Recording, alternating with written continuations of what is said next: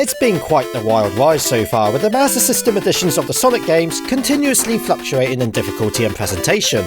Sonic Chaos got the OK from me, but it did leave me a little bit underwhelmed compared to the previous two titles, and unfortunately, unless you count these spin-offs, this was the very last genuine full outing for the Hedgehog on the 3rd generation console. However, the game's counterparts for the Game Gear was still going strong, and this is where Sonic's next experience comes into play. Sonic Triple Trouble, considerably known as Sonic & Tails 2 in Japan, was released in late 1994. And I have to be honest with you guys, this is the very first time I've ever touched the game. Even on collections such as Sonic Adventure DX or emulation, I never took the opportunity to see what it was all about. Despite me having little jabs at the Game Gear in my early reviews, I wanted to get this right. So I bought a Game Gear, saw how bad it was, and got it professionally modded to have a brand new LCD screen and a VGA output so I can hook it up and record my terrible gameplay using the real deal. But have any of my previous condemnations been taken care of, or did the team just produce this to make another quick buck? Well, ladies and gentlemen, this is Sonic Triple Trouble, the review.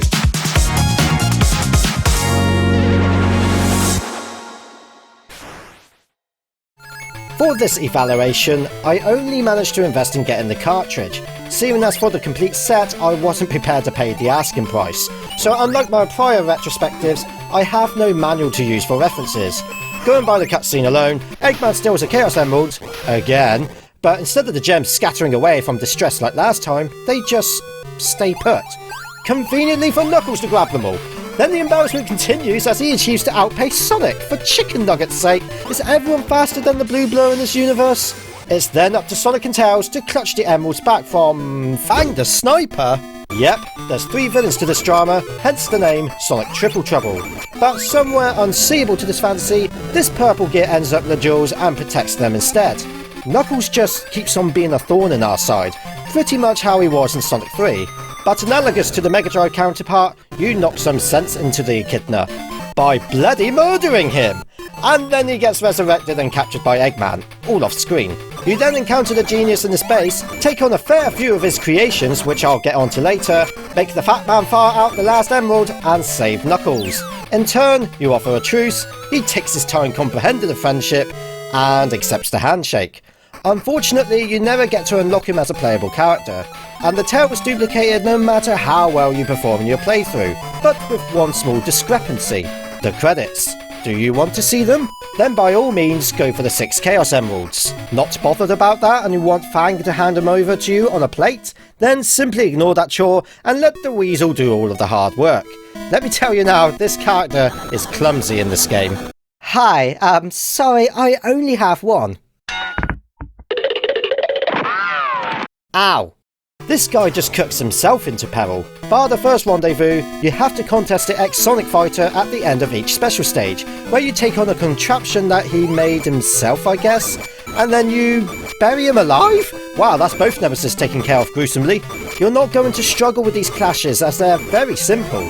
The patterns are rapidly picked up, and you have rings for your protection, which you collected beforehand in the actual special stages. You have to access these from the main game as always, but this time, both individuals can take part. Grab 50 rings sprinkled across the zone, and then locate the Emerald Monitor, which will in return summon the portal.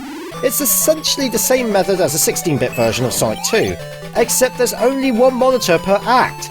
A tad harsh in my eyes, but there are plenty of acts in Sonic Triple Trouble, and for the first time ever, if you take damage, you only lose 30 rings at most. Or 50 rings if you get yourself impaled on spikes. I guess it just penetrated Sonic harder up the ass. For the challenges, there are 2 types. You got a brand new mechanic to the portable which permits you air control of the tornado.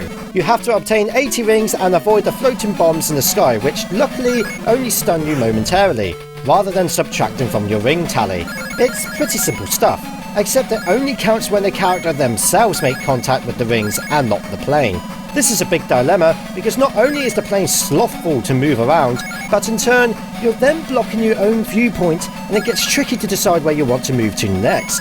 But in fairness, you're high in the clouds for a long period, and I did finish them on my first attempt. Alas, this is where the new technical advancement ends. The remainder of the special stages are 3 level exercises, where the final one will have you tearing your hair out. Look, The first one is easy, just keep heading right and make each pillar and you're golden. The second one I failed once due to the time limit, but after I found where to go at a particular area, it was no problem. My issue is the last activity. The first obstacle? You have to make it to the top, and guess where the invisible steps, I want to call them, emerges from the water. It's not tough to learn, it's just time consuming and unneeded.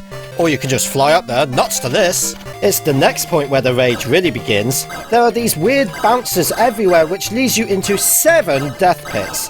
Only one is the correct way, unless you jump down there, which results you into breaking a boulder and dying. You're seriously saying I had to walk in the air to not lose a life? What an idiotic design choice. Then you have to spin dash and jump instantly, otherwise, yep, you guessed it. This occurred to me so many times because this game does contain input lag, which I'll cover later. Then you got these rocks that you, Anu, must not jump on. If you do, you shatter them, and then you can't climb up. Another moronic tactic that they've injected into the layout, and you're forced to waste yourself. The stupidity doesn't end there. Subsequently, you have a line of bumpy tiles, which now, walking is the wrong strategy and jumping is the correct one. This is really screwing with my mind. And at random intervals, it will boost you into the air with no indication. You can't tell if you have or not because of the checkered background disillusioning you, and it throws you off and you fail. Then after that, you've got to make sure that you hit the far right and bounce off another bumper underneath to make the ledge. Only then you can sing to the heavens that you made it to Fang for his tickling. All this for the sake of 1 emerald?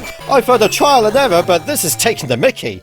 Do yourself a favour and just forget about pursuing the emeralds, because once more there's no supersonic, no extra level, no secret boss, not even any unlockables. It's just the credits that you get to see, and where originally it looks calm and promising, nothing in the scene happens. Totally not worth the stress. I'd rather just chill and play the normal zones because compared to the prequel, the graphics have really shifted up a gear. Bright and bold colours, attractively detailed visuals, and the background has mostly come out of its hiding. Admittedly, some could have had a little more work put into them, but come on, take a look at this specially crafted woodwork. Meta Junglera Zone looks miraculous. With the exception of Tidal Plant, still placing repeated tiles willy-nilly, the remaining levels have been taking lessons from its 16-bit brother and applying its new art skill here. Atomic Destroyer could have been a bit lighter, made easier on the eyes, and Great Turquoise's shading is a little deficient, but despite these 2 small flaws, I have to say, without a doubt, that the level art in Sonic Triple Trouble is perhaps one of the best pleasing appearances to date in the 8-bit category. And that's not the only type of graphics that's been given a great makeover. Right off the bat, Sonic's sprite work has dramatically increased in clarity. More cheerful expression to his face, a redefined pose, and a 3D style that complements well to the level drawings.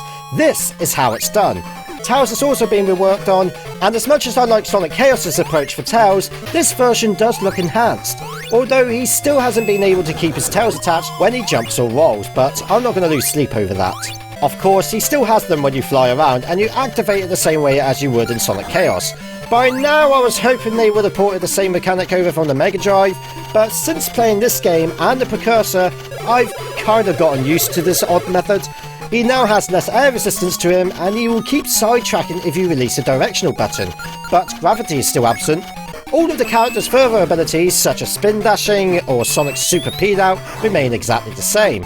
Also making a return are the pogo springs for both heroes, and the rocket shoes exclusive for Sonic. But we do have a few fresh items. Exclusive to Tails, he gets, I don't know what it's called, caffeine tails, yes, we'll call it that. Whereas he has an extension to his flight, and can go pretty fast. But in reality, it's just Sonic's rocket shoes in disguise. And in Tidal Plant only, both characters obtain another exclusive apparatus each. Sonic acquires some flipper shoes, I think. It basically gives them the talent to swim briefly, and Tails receives a submarine drill which also grants them the ability to drift underwater, but also fire projectiles at enemies and at breakable blocks. There's actually a lot going on in these levels, which I highly commend. And have you guys noticed anything strange with the level names? And the last zone will be called Atomic Destroyer. Whoa, hold on. Where's the Green Hill name? I thought we'd give that term a rest for this adventure. What? Only now they've dropped that name? It took them a while. Speaking of time, it took me a fair stretch to complete all the levels with them extended in length. I think maybe once or twice I almost broke the 30-second threshold. Well, I would have if Sonic would stop messing around in the trees, cut that out! But I was enjoying most of the stages up to about 3 or 4 minutes. So much longer, the checkpoints are back! No, not you, you're still not welcome. There's a lot to interact with, more twists and turns to follow, with more platforming to accomplish. But crikey, could they calm down with the springs a bit? They're everywhere! You know they were planned from the start because for the first time ever, you can press the jump button in midair to roll temporarily, to avoid being vulnerable to danger. Could you imagine if this was Sonic Boom 8-bit? Bounce pad! Bounce pad! Bounce pad! Bounce pad! Bounce pad! Having said that, even with the abundant amount of springs, the game didn't lag anywhere near as much as Sonic Chaos did. Don't comment saying it was because I reviewed the Master System version, because I live streamed it with the Game Gear, and that in effect was just as terrible. But here's something I found strange.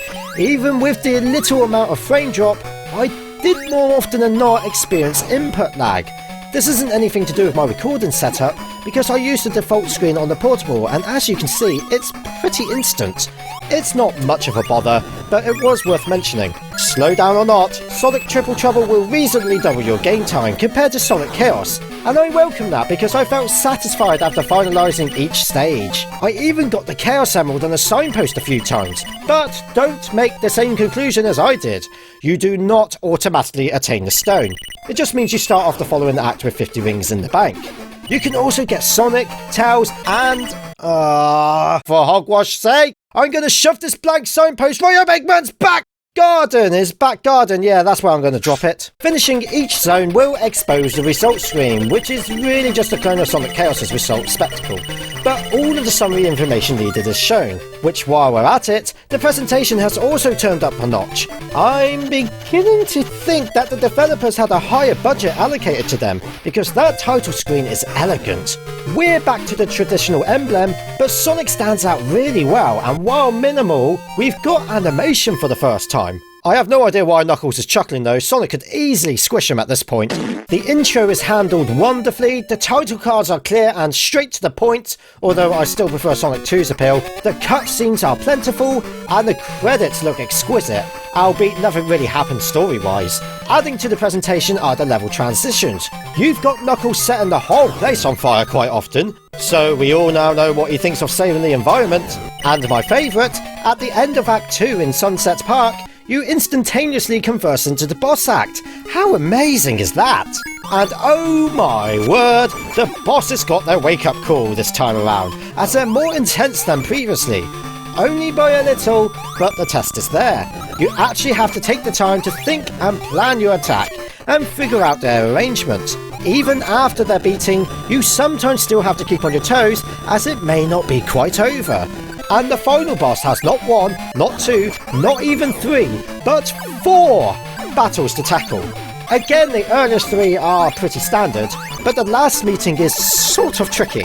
But with technically 13 boss fights in total in this game, and with at least half of them being quite inventive, I take my hat off to them for their effort.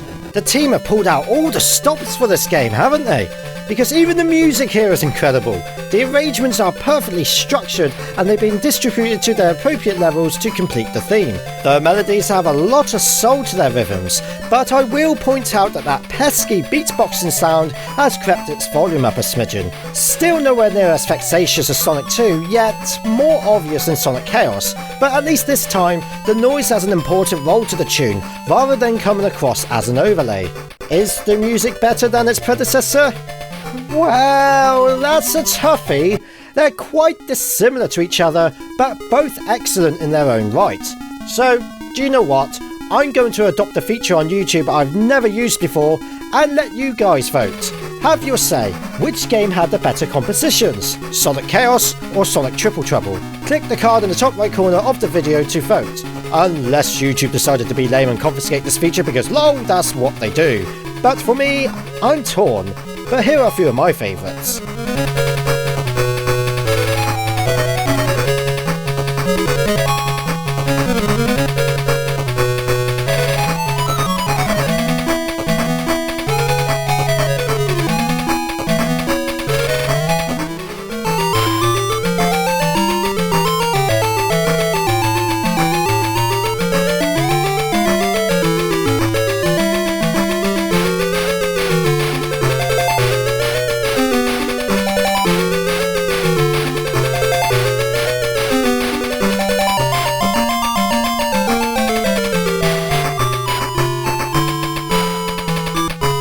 in terms of bugs and glitches, I'm having a hard time to describe any. I have to say, I was taken by surprise on how polished this game really is. Truth be told, I was always put off by the cover and the initial small screen that in my lifetime, I never gave it a proper chance up until this assessment. And I regret that. With the outstanding graphics, splendid music conformations, the carefully structured layout design, and the generous number of new gimmicks and bosses, you can sure tell the team were dedicated on giving the fans a great experience. My only gripe is I wish they lowered the number of springs, improved the button response, and that final special stage just go suck a lemon. But even after those short cons, I truthfully believe this is one of the best Sonic 8-bit games you can ever play. Undeniably, if you're new to the old Sonic, if you haven't played a retro Sonic game before, I would still insist you play the very first title ahead. Just because it's a lot calmer and it eases new players into the franchise, but after that, go with this bad boy. But maybe, just maybe, 8-bit Sonic isn't your thing. You demand to play Sonic games that are 16-bit at least, no exceptions. Well, Noah Copeland and his team may have you covered with the new Sonic Triple Trouble remake. Architected with higher resolution graphics in widescreen, liquid smooth animation, the full package.